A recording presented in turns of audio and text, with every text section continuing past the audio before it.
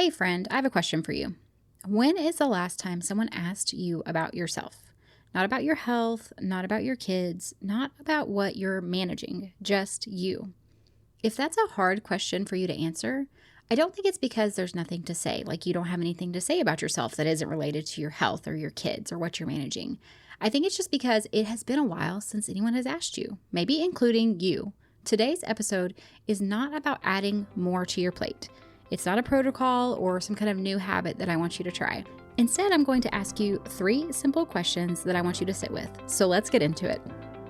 Welcome to Chronic Illness Moms. If you're more than just a tired mom, I'm talking trying to make it through the day without crashing by noon while raising neurodivergent kids, you're not alone.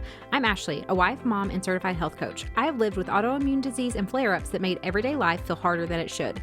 After years of pushing through and burning out, I learned how much stress, poor sleep, and nervous system overload were driving my symptoms. Everything changed when I started building small, realistic habits that actually supported my body instead of fighting it. In this podcast, you'll learn simple habits that help you to feel better. So pop in your earbuds and take a break from the chaos. It's you time.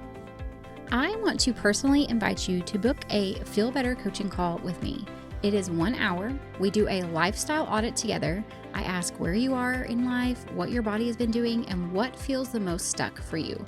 And then we will talk through and create a prioritized action plan built specifically around your schedule, your symptoms, and then your capacity as a mom. You're going to get a written summary of the plan emailed to you after the call and 2 follow-up check-ins so you are not left on your own trying to figure out the next step. If you are ready to stop guessing and get one clear path forward to feeling better, go to ashleybraden.com/coaching. Okay, friends, now I want to talk about who you actually are beyond a diagnosis or symptoms or anything like that. That can sometimes be a really hard question to answer when we are managing so many things. So I have talked to people before, a mom dealing with chronic stress, raising kids with significant needs. And I've had this happen before, and I've asked them, the mom, to tell me about herself. Not about her health, not about her kids, just her. And you know what happened? She went quiet for a really long time. And then she said, I honestly don't know anymore. I feel like I used to know, but I can't remember. I can't remember who I am outside of all of those things. And I think about that a lot because I have felt that way before too. And what she is describing is not unusual. When you spend years managing symptoms, helping your kids, managing appointments and flares and the thousands of small crises that make up a week in this kind of life, the self that existed before all of that can start to feel like someone you don't recognize anymore. And I want to be honest with you, the reason that this conversation and really this thought has stayed with me is because, like I said earlier, I have been that person. There have been seasons where if, someone had sat down with me and asked me to tell them about myself, not about autoimmune stuff, not about my kids, not about everything I was juggling, but about me, about the things that I enjoy, the hobbies that I like, the things that I want to do in the future, I would have gone quiet too because I wouldn't have known how to answer that question. You want to know why? Because the whole answer and really my whole identity had become about managing.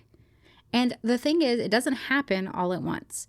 You don't go to bed one day as this person who has all these interests and these things and these dreams and goals and then wake up the next day as only a patient and a caregiver.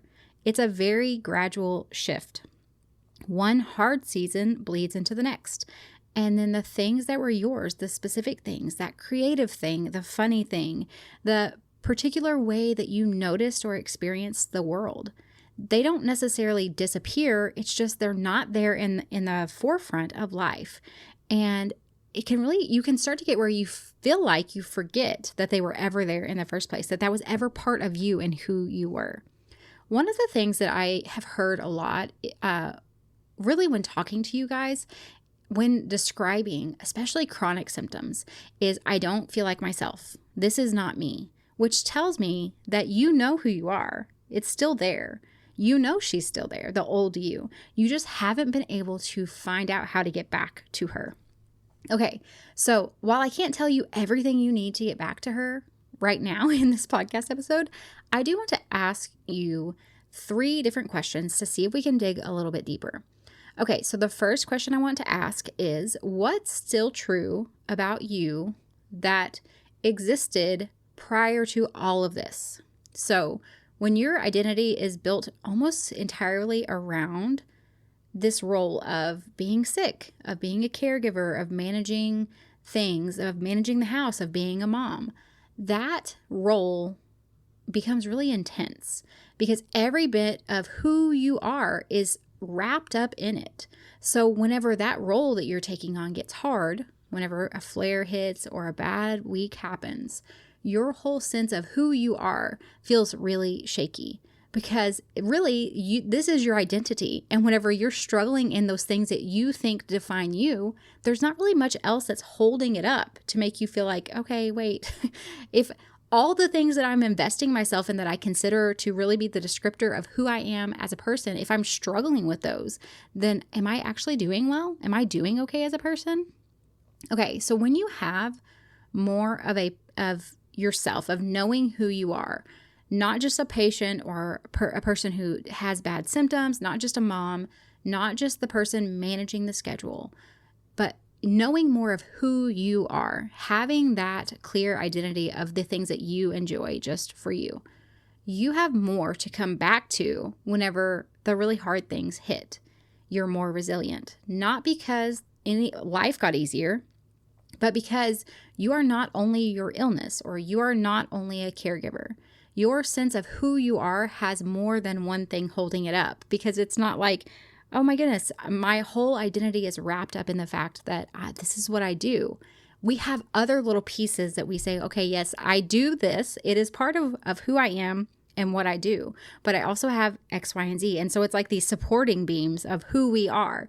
And when we only have one beam, when that fails, then that's whenever we have this emotional crash out, because it's the only thing holding us up.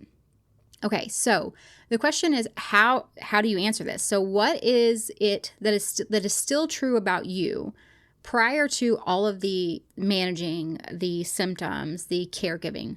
What is still true today about you? So not what you did or what your life looks like, but who you are. So this could be like, maybe you are really great at noticing things. It could be that you're wonderful at caring for others. The particular way that maybe you think about things, or things that you find so funny that maybe not everyone else does. The stuff that doesn't go away when life or your body are struggling. It just gets a little quieter, but it's still there. So tell me, what is still true about you? Are you a super empathetic person? Do you love to laugh at funny, crazy things? What is it about you?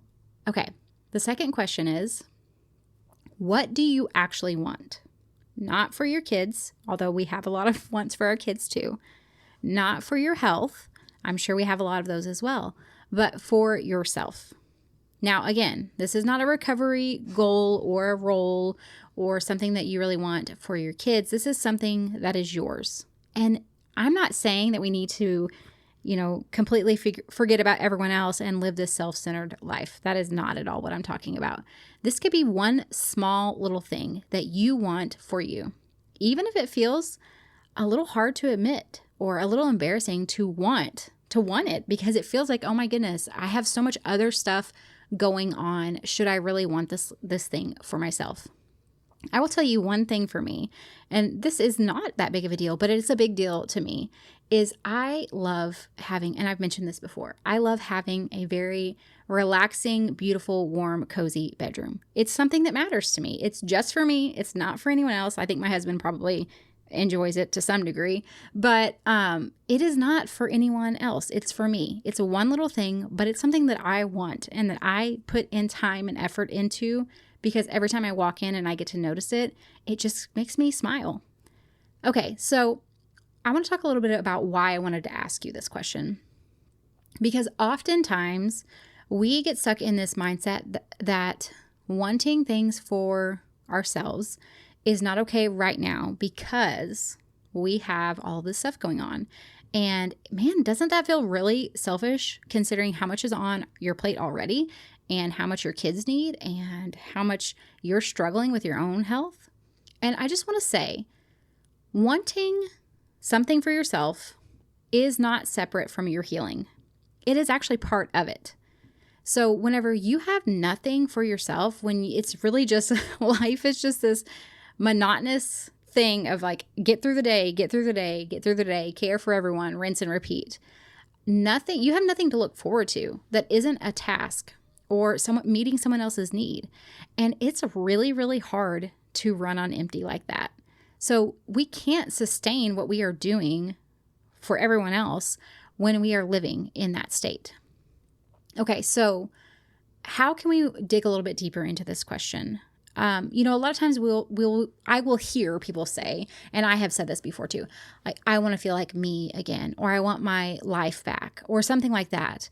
But that is very, very general. Instead, like, I want one afternoon a month where I can make something with my hands, or I want to read a book that has nothing to do with health or parenting. It's just for enjoyment. Those are things that you can start moving towards. Even in this season, even when life feels hard, name one specific thing that you actually want for yourself. Okay. The third question, this is the last one, is what becomes possible whenever you start holding both? Now, I'm not saying you're going to pretend that you don't have symptoms, but also not letting having these chronic symptoms be the main story of your life. What happens whenever you say, yes, this is hard and I do have symptoms that are limiting in some areas, but also I am more than this and I can figure out ways to still enjoy life around these symptoms. What I have seen happen when people really start to focus on both, and what I've experienced in my own life, is that you start to make decisions differently and you approach life differently too. You will start to say yes to things that you might have said no to before, even if they're really small things. It might look like a small pocket of time that really belongs to you. 5, 10, 15 minutes, an hour every, like an hour once a month, whatever that is. But it changes the way, because we're no longer stuck in this survival mode where it's just get through the day and just keep trudging forward. We start to realize, oh my goodness, I could actually do something. Even if I have symptoms, I could still find something that I really enjoy, that brings me joy. And I feel like being able to notice that you have, notice these things and then call them out, it gives you something to look forward to that has nothing to do with managing stuff or feeling bad. And that can change the way that your day looks, even whenever things are really hard. Think about it this way. Let's say you have a vacation planned. We're about to go on vacation and you are it's been a horrible week, but you have this really fun vacation planned. And so it's it makes it so much easier to get through the really horrible week because fun is coming. And it's the same type of concept. If we can figure out ways to really regain our own identity in these very small, really actionable ways that matter to us, that are important to us, even if it doesn't make sense to anyone else, that really can help to change the way we approach every single day, because we have almost that excitement, when vacation is coming, oh yeah, this stinks, but rest is coming and I can look forward to that. And so I can make it through. Okay. So of course, these questions are not something that you have to answer perfectly. They're just questions that I want you to start thinking about. Just starting to get curious about how you would answer these questions and how your life might look different, or how you can start to fit in things that are just for you. It really can change the way that you approach life. But also, I find that when we can start asking these questions, our brain then starts looking for opportunities. And that is when really the real magic happens, because that's when we actually start making time for them or figuring out a way to do them despite any kind of limitation that we might have. Okay, I want to say this though. Obviously, any kind of diagnosis or symptoms that you have, those are very real. Caregiving is real. Struggling with life, struggling to do all the things and manage your house and keep up is real. And at the same time, it does not all define your life. Who you are oftentimes will get narrowed down to just one role. And that's whenever it just feels so exhausting because that role is kind of the load-bearing thing. And there's nothing left for the weight to fall back on whenever things get really hard. So having more of yourself, of who you are in the picture, it is not a luxury. It's not this thing where, oh yeah, this would be great. It truly is one of the ways for you to continue to stay standing when life gets hard. Also, it's one of the ways for you to work towards healing because, again, we've talked about emotions and how they impact our health so many times. And whenever we can find these little pockets of joy or really start to remember who we are and who we were before life happened, that can make such a positive impact on our emotional health as well. Okay, so these 3 questions, I just want you to think about them. What is still true about you prior to all of the stuff that you had happen? Not what you've been doing, but who you are. What do you actually want for you specifically, not for someone else? And then what becomes possible when you start holding both things, which is that yes, you have a diagnosis, or yes, you have a child who is struggling, and yes, life looks this way, and at the same time, you still get to decide and really remember, not decide, but remember who you are and what funny little quirks you have and what brings you joy and what interests you have. So this is hard, and also it doesn't define your life. Okay, friends, what I want you to do is go ahead and sit down and answer these questions. This would be a great thing to pray through, journal through, whatever it is that you want to do. If you want to share in the Facebook group, I would love to hear. Like, this is one of the things that I love digging into, this type of stuff. So if you want to share with us in the Facebook group, I will have the link down in the show notes below. But again, if you don't want to, keep it for yourself. Write it down. Say it out loud in the car, whatever feels best, but really just naming it and giving yourself time to think through it can make such a huge impact. Okay, friends, that is all for this episode. I hope that you guys have a wonderful week, and I'll see you back next time. Hey friend, I hope you found today's episode helpful. If you did, would you take a minute to share it with another mom who's struggling with chronic symptoms? And leave a review on Apple Podcasts. It means the world to me to know this podcast is making a difference for you. All right, it's time for me to go tackle those snack requests, and remember that a short walk, even if the kids turn it into a race, still counts as self-care. Keep chasing those little wins. Even when it feels messy, you're making progress. The information shared in this podcast is for educational and informational purposes only and is not a substitute for professional medical advice, diagnosis, or treatment. Always consult your healthcare provider before making any changes to your health routine. I'm not a doctor, and this podcast is not intended to treat or diagnose any condition. You're the expert on your body. Listen to it and reach out to a trusted provider for support.